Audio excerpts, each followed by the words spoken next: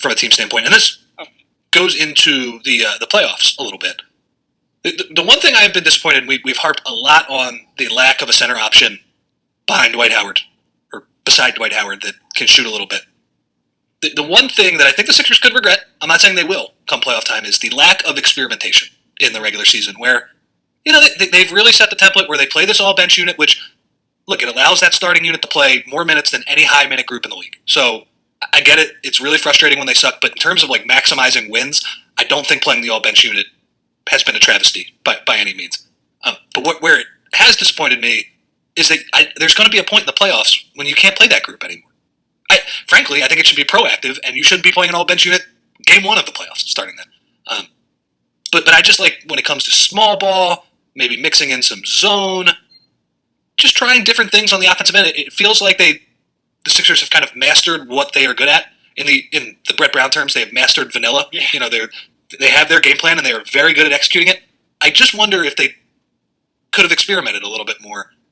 So when a playoff matchup comes, when a team takes X away, they're able to toggle to a different style of play, rotation play, or whatever. I don't feel like we have seen that quite as much this year. Yeah.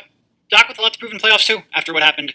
I mean, any coach coming off of getting fired has a lot to prove, but Doc coming off of the way that playoff series ended at 3-1 collapsed, he has a lot to prove. So a lot of people with a lot to prove for a team that won the conference.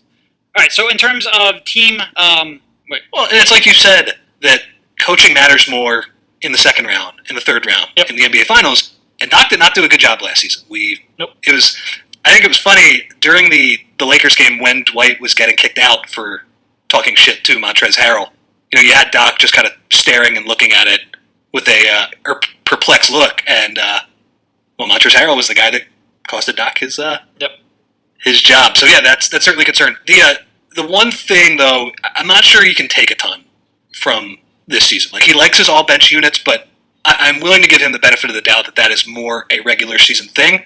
I'll say over the next how many games are left? 25, 30, whatever. 20, something like that. Over these games, though, I would like to see him shift to more of a playoff rotation. Just show it sometimes. Show us that you are thinking about it. Yeah, and get them accustomed to playing in their new roles. Where Shake Milton doesn't have to try to create all the offense with that second unit. For sure. And that'll be easier to do once George Hill comes back, whenever that is. But yeah, for sure. But Doc wasn't really clear on the playoff prep, because I asked him after the game, are you going to try and whittle this thing down so in the playoffs you know what you're going to do? And he didn't really give a very clear answer, but the answer to that might be no. And I don't know how I feel about that, but no, I don't think you're going to see major reps from his. I think the stagger, and I don't think it's necessarily I don't think we're guaranteed to see a major Ben Joel stagger to cover up the 10 to 15 minutes per game that Joe's out. I don't think Ben's going to be on the floor for every one of those minutes. And if you look at the numbers, of course, we've cited these before, but in 275 possessions with Simmons without any of the other four starters, the Sixers have a negative 9.6. In 360 possessions with Tobias and none of the other starters, the Sixers have a plus 6.0. Now, that plus 6.0 is fueled heavily by, not what you would expect, by a very good defense. The Ben with no starters lineup is better offensively than the Tobias with no starters lineup. So that Tobias-led lineup success is very heavily dependent on defense. I'm not sure will translate. No. So I'm not sure. I think there's a chance we see all bench in the first round if it's an easy. They're good for sure. First round series. I think the solution is necessarily just have you don't need to have just Ben to prop up that bench group. You could have Ben and Tobias to prop up that bench group. You could have two of them out there.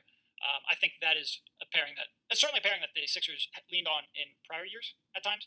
I think these rotations are going to change pretty substantially, and I agree with you. I'm not entirely sure how I feel about that. Yeah, and I thought Ben and Tobias, that was what the plan was going to be without Embiid. And maybe when push comes to shove and they're playing 42 minutes a game, 43 minutes, you can work it to where you have those two on the floor at all times when Joe is off.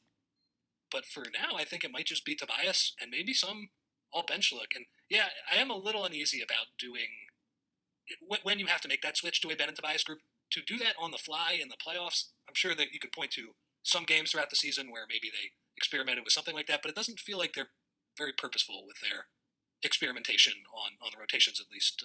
And I don't know, I guess they're going to just keep trying to win these games, which, as we said, is important. And if they can do it while keeping Embiid's minutes down, you're kind of weighing two different things there. if you would have, if you would have asked me 2 months ago whether the Sixers would keep these 10-man deep rotations, I would have thought they would have shrunk them a little bit by now. By now, yeah. But they haven't, and it doesn't look like Doc is ready to do that in the near term future, at least.